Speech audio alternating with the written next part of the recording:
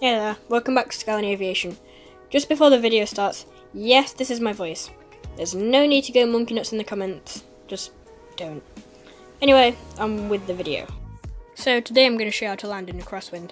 For this demonstration, I'll fly in a 787. And here I am just setting the weather to have a pretty heavy crosswind. So do you see that little green circle floating about? That's where your plane's going. You're going to want to keep that as close to the centre line as possible.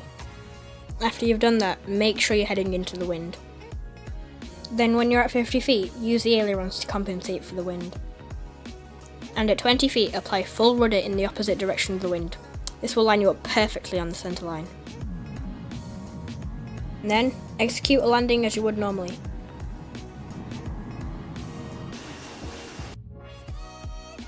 And voila, you just landed a plane in a crosswind. Thanks for watching today's video.